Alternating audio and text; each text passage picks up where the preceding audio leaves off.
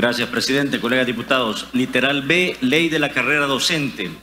La Ley de la Carrera Docente, emitida mediante Decreto Legislativo número 665, de fecha 7 de marzo de 1996, publicado en el Diario Oficial número 58, tomo número 330, de fecha 22 de marzo del mismo año, tiene por objeto regular las relaciones del Estado y de la comunidad educativa con los educadores al servicio del primero, de las instituciones autónomas, de las municipales y de las privadas, así como valorar sistemáticamente el escalafón, tanto en su formación académica como en su antigüedad, y su finalidad es garantizar que la docencia sea ejercida por educadores inscritos en el registro escalafonario del Ministerio de Educación, asegurándole su estabilidad laboral como medio para lograr una educación de calidad.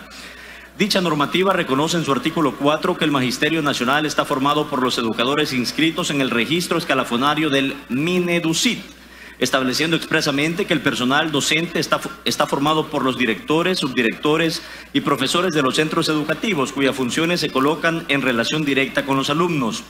El artículo 18 de la Ley de la Carrera Docente establece el procedimiento a través del cual los educadores inscritos en el registro escalafonario pueden optar y desempeñar cargos docentes, regulando de manera específica lo relativo a cuando solo hay una persona aspirante para ocupar la plaza, numeral 2 del inciso primero, así como en el caso de ser varios aspirantes, numerales 1 y 3 del inciso primero, estableciendo en todo caso que cuando se trate de plazas y partidas nuevas, será la unidad de recursos humanos quien deberá hacer saber al sector docente y al consejo directivo escolar la disponibilidad de plazas y partidas mediante la publicación en un periódico de circulación nacional y por otros medios que estime conveniente durante el primer trimestre de cada año. En los casos que se tratare de plazas antiguas, se dispone que el correspondiente aviso se haga en la época que fuera necesario. Dicha disposición establece además los criterios a tomar en cuenta durante el proceso de selección. En este orden de ideas, es importante matizar que el artículo 30 de la relacionada ley establece que son derechos de los educadores, entre otros, 1. Gozar de estabilidad en el cargo, en consecuencia no podrá inhabilitárseles, despedírseles o suspendérseles, sino en los casos y de conformidad con los procedimientos establecidos en esta ley. 2. Asociarse libremente en organizaciones gremiales para defender sus intereses económicos y sociales, así como para difundir su pensamiento, lo cual de manera complementaria con la premisa constitucional protege el derecho de libertad de asociación que tienen los docentes y como consecuencia de ellos, todos los derechos que dicha asociación se derivan. Una de las disposiciones que más beneficios presenta al cargo de director, subdirector o supervisor es el contemplado en el artículo 33 relativo a los sueldos y sobresueldos, al disponer que el salario de los docentes se fijará teniendo en cuenta el cargo con revisiones periódicas no mayores de 3 años y atendiendo a determinados factores, dentro de los que se encuentra el sobresueldo por haber desempeñado satisfactoriamente el cargo de director, subdirector o supervisor por un periodo de 10 años consecutivos. Para el caso del nombramiento de educadores interinos, el artículo 40 establece que el Consejo Directivo Escolar podrá proponer el nombramiento de educadores interinos siempre y cuando el subdirector en propiedad no lo sustituya y solicitando la autorización financiera correspondiente, determinando los casos en los que dicho nombramiento no es procedente y matizando que cuando no existiere subdirector en propiedad, corresponderá al Consejo de Profesores hacer la elección del director interino y la elección del subdirector interino en caso que no hubiere. La relacionada disposición mandata además que sin perjuicio de lo establecido en el artículo 46 de la misma ley, la mencionada interinidad terminará cuando tomen posesión de tales cargos los educadores que los desempeñaran en propiedad, facultándolos a obtener el beneficio de los sobresueldos ya citados y expresando de manera clara e inaudible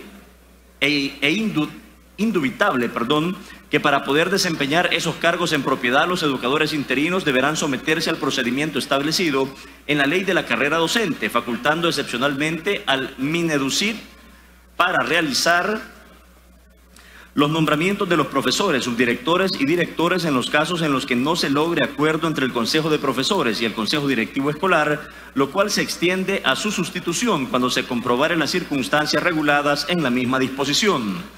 Finalmente, es imperioso relacionar otras disposiciones que son aplicables a la investigación realizada, como es el caso del artículo 47, que se refiere a los requisitos que por ministerio de ley se deben cumplir para el desempeño de los cargos de director y subdirector en instituciones educativas de hasta 3 profesores. y cuando procede cada nombramiento en atención a las necesidades del servicio, así como el artículo 50 que establece las atribuciones del Consejo Directivo Escolar, entre las que se encuentran asignar plazas de acuerdo con los fallos del Tribunal Calificador que le fueren presentados, y el artículo 52 que otorga al Tribunal Calificador, entre otras atribuciones, la de calificar el expediente profesional y las pruebas de suficiencia de quienes aspiren al cargo de director o subdirector enviados por el Consejo Directivo Escolar cuando hayan aplicado a la plaza más de un aspirante. Literal C. Reglamento de la Ley de la Carrera Docente.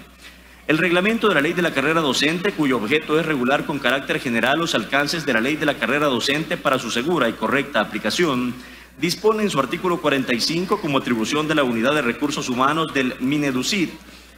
Literal E. Publicar las plazas vacantes en la Dirección Departamental de Educación a solicitud de los consejos directivos escolares. Al respecto, para efectos de esta investigación es importante señalar otra disposición a analizar, que es la relativa al procedimiento y requisitos que se establecen en el artículo 90 de dicho reglamento que reza. Artículo 90. En lo concerniente a los ascensos de cargos de director y subdirector de las instituciones educativas, se atenderá el procedimiento establecido en el artículo 18 de la ley, inciso primero, numeral 1, 2 y 3, e inciso final, y los artículos 44, 45, 46 y 47 de la misma en lo que atañe a requisitos para optar a los cargos, períodos y casos especiales. En el proceso de selección, el Tribunal Calificador podrá tomar en consideración para otorgar la plaza a aquellos aspirantes que hayan sido propuestos por el Consejo de Profesores de la respectiva institución educativa. En los casos de ascensos a cargos del Tribunal Calificador, aplicará en lo que sea pertinente las disposiciones de la sección A de este capítulo. Después de la reseña realizada sobre las disposiciones contenidas en el ordenamiento jurídico nacional y que han sido objeto de análisis durante la deliberación de los insumos obtenidos por esta comisión especial, para efectos de la investigación realizada es menester hacer referencia a normas internacionales que también son aplicables como los que siguen. Literal D. Pacto Internacional de Derechos Civiles y Políticos.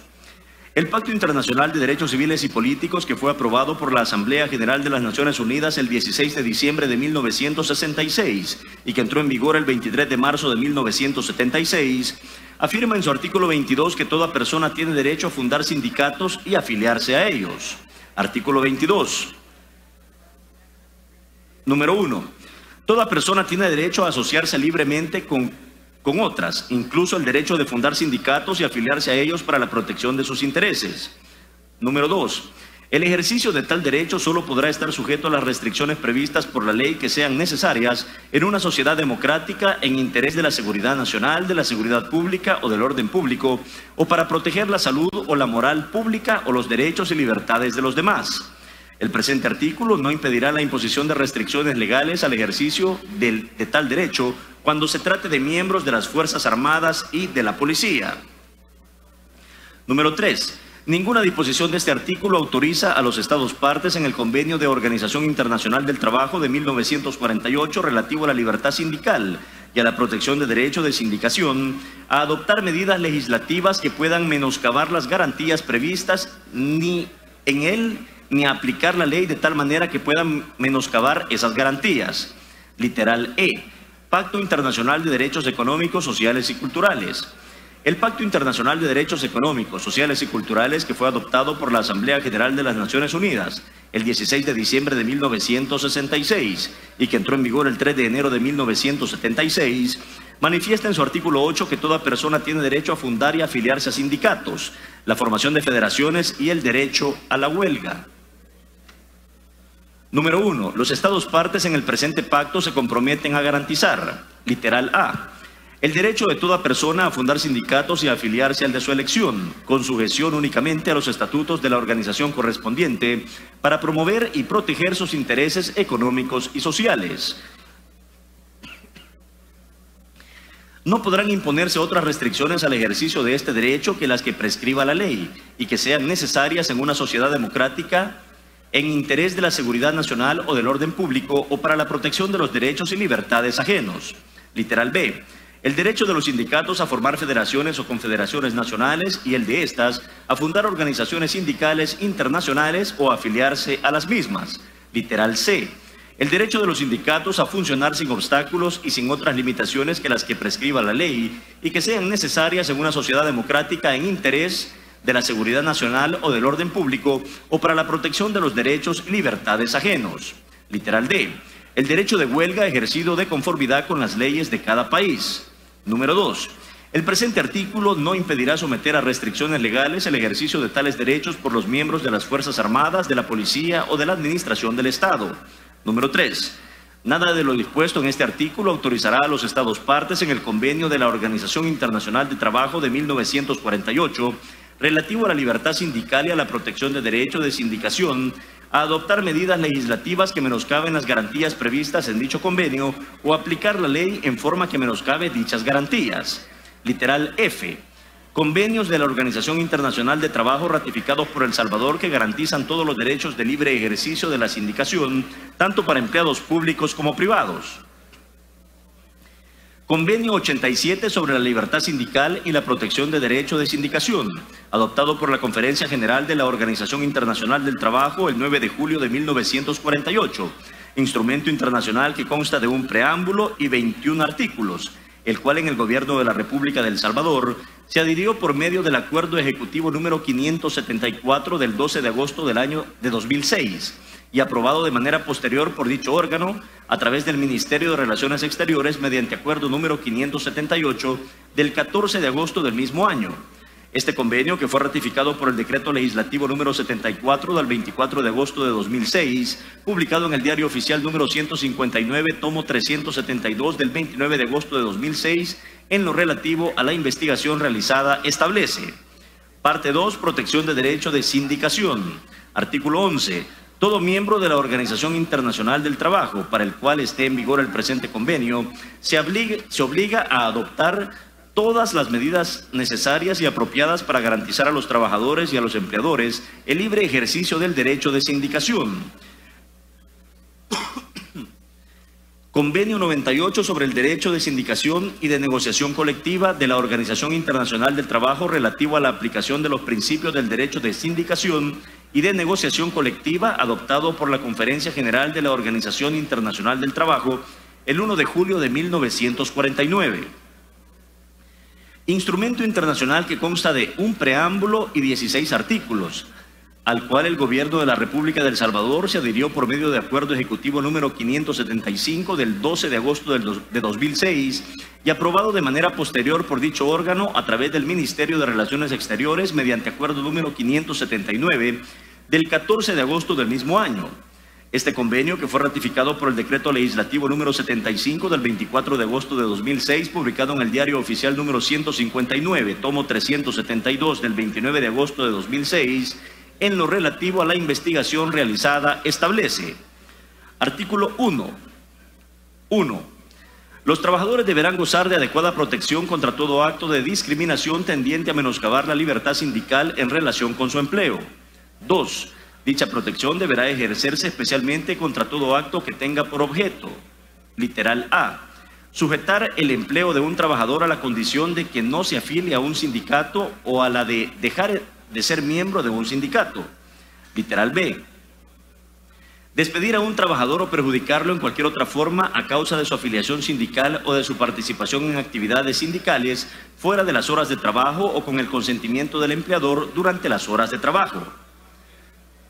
Convenio 135 sobre los representantes de los trabajadores de la Organización Internacional de Trabajo relativo a la protección y facilidades que deben otorgarse a los representantes de los trabajadores en la empresa, adoptado por la Conferencia General de la Organización Internacional del Trabajo el 23 de junio de 1971, instrumento internacional que consta de un preámbulo y 14 artículos, al cual el Gobierno de la República de El Salvador se adhirió por medio de Acuerdo Ejecutivo número 576 del 12 de agosto de 2006 y aprobado de manera posterior por dicho órgano a través del Ministerio de Relaciones Exteriores mediante Acuerdo número 580 del 14 de agosto del mismo año. Este convenio, que fue ratificado por el Decreto Legislativo número 76 del 24 de agosto de 2006, publicado en el Diario Oficial número 159, tomo número 372 del 29 de agosto de 2006, en lo relativo a la investigación realizada, establece: Artículo 1. Los representantes de los trabajadores en la empresa deberán gozar de protección eficaz contra todo acto que pueda perjudicarlos, incluido el despido por razón de su condición de representantes de los trabajadores, de sus actividades como tales, de su afiliación al sindicato o de su participación en la actividad sindical, siempre que dichos representantes actúen conforme a las leyes, contratos colectivos u otros acuerdos comunes en vigor. Convenio 151 sobre las relaciones de trabajo en la administración pública de la Organización Internacional del Trabajo, relativo a la protección del derecho de sindicación y los procedimientos para determinar las condiciones de empleo en la administración pública, adoptado por la Conferencia General de la Organización Internacional del Trabajo el 27 de junio de 1978, instrumento internacional que consta de un preámbulo y 17 artículos, el cual el Gobierno de la República de El Salvador se adhirió por medio de Acuerdo Ejecutivo número 577 del 12 de agosto de 2006 y aprobado de manera posterior por dicho órgano a través del Ministerio de Relaciones Exteriores mediante Acuerdo número 581 del 14 de agosto del mismo año. Este convenio, que fue ratificado por el Decreto Legislativo número 77 del 24 de agosto de 2006, publicado en el Diario Oficial número 159, tomo número 372, del 29 de agosto de 2006, en lo relativo a la investigación realizada, establece, dos puntos. Artículo 1. El presente convenio deberá aplicarse a todas las personas empleadas para la administración pública en la medida en que no les sean aplicables disposiciones más favorables de otros convenios internacionales del trabajo. Número 2.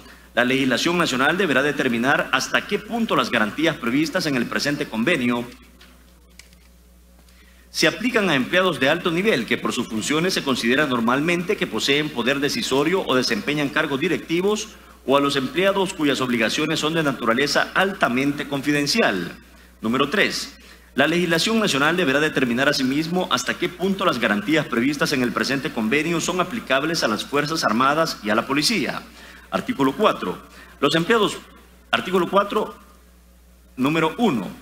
Los empleados públicos gozarán de protección adecuada contra todo acto de discriminación antisindical en relación con su empleo. Número 2. Dicha protección se ejercerá especialmente contra todo acto que tenga por objeto, literal A, sujetar el empleo del empleado público a la condición de que no se afilie a una organización de empleados públicos o que deje de ser miembro de ella, literal B, despedir a un empleado público o perjudicarlo de cualquier otra forma a causa de su afiliación a una organización de empleados públicos o de su participación en las actividades normales de tal organización. Consideraciones. En el marco jurídico al que se ha hecho referencia, pretende establecer la normativa sobre la base de la cual la Comisión Especial que suscribe ha investigado lo relativo a la vulneración al derecho constitucional de los miembros de la Junta Directiva de Sindicatos de Educadores y al fuero sindical y la nominación de los distintos directores y subdirectores de los centros de formación y asignación de plazas en general, con la finalidad de hacer un estudio técnico jurídico sobre el proceso a través del cual se llevó a cabo la publicación realizada por el Ministerio de Educación, Ciencia y Tecnología por medio de la Dirección de Desarrollo Humano, en la que se comunica a los consejos directivos escolares y al Magisterio Nacional la existencia de plazas vacantes de director único y subdirector. Lo anterior en virtud de que el resultado obtenido de dicha convocatoria en diversas oportunidades se ha manifestado que ha sido atentatorio a los intereses del Magisterio Nacional y como consecuencia de ello a los intereses del Estado como garante del derecho a la educación, a la libertad de asociación y al fuero sindical, razón por la cual fue creada esta comisión. Numeral 6. Recomendaciones de la Comisión Especial. Aquí quisiera hacer una pregunta a la parte técnica. Hay un error en la última línea de esta recomendación. ¿La leo tal cual o la corrijo? Pregunto.